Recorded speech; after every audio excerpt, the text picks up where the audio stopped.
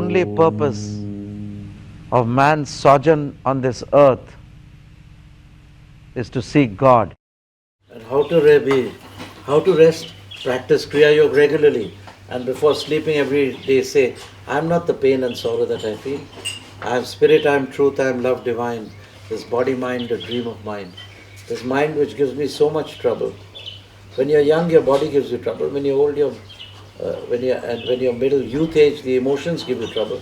You're always falling in love and breaking off and making up. And when you're old, your mind gives you trouble.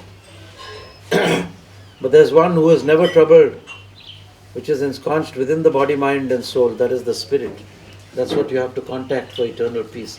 That's why we come to the ashram, to take the help of the surroundings and practice the gentle abrasion of breath to get this peace.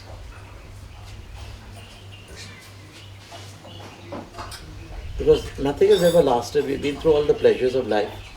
They come temporarily and then they go away. So smart is the person who realizes the difference and gets to the source at once.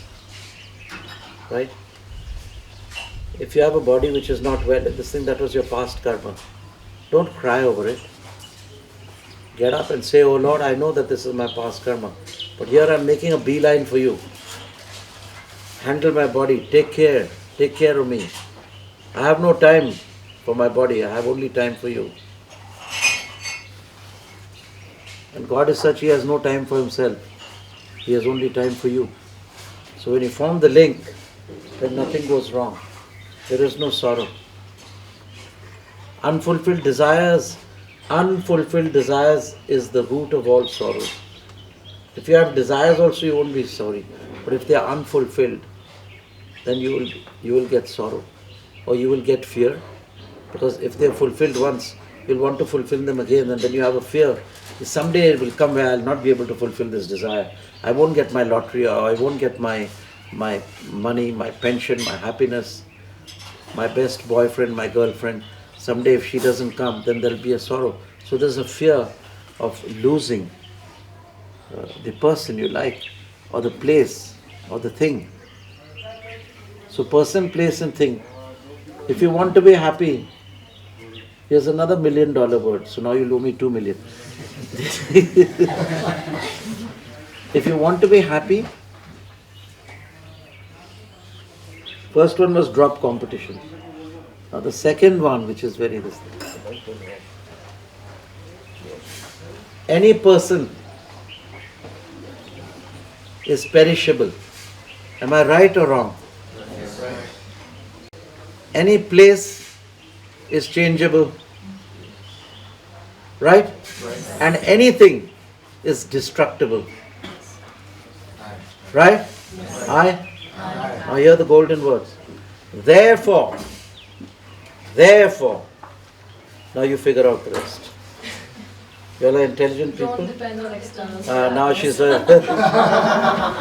no copying from my book. So therefore, you shouldn't spoil the fun, because you shouldn't talk, because you're spoiling the fun. Now you should figure out that now the rest of the thing is, if all these three things are perishable and they will not guarantee your permanent happiness, then don't depend on externals for your happiness.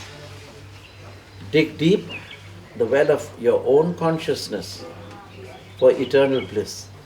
Because every person plays, beauty fades, beauty is skin deep. You know, you won't look like this at the age of 90, will you? No. I might. because somebody's told me I haven't changed in the last 30 years, I'm telling you. They said I'm the same, and those who've seen me for 10 to 12 years, there's no change.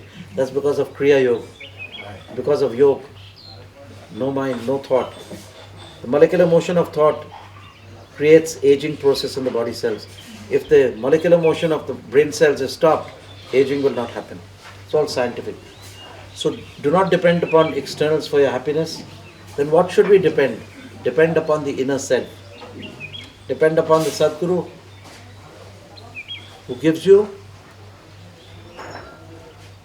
the total satisfaction by getting you a state of a thought-free bliss. Nothing. So therefore, if you depend, you can enjoy external things, but don't depend on them. But this is the talisman my mother gave me, or this is the favorite vase. One day that vase will break. One day the talisman will be lost. But your breath will not be lost. Your breath will reach your soul home. That is the Kundalini, the mother. And then she'll tell the soul, okay, bye, ciao, see you. But by then she's already put you to the father. The mother, Pran, the Kundalini, intense Pran, has taken the soul, the individualized consciousness, put it into the universal consciousness, and then she retrieves, then she comes back.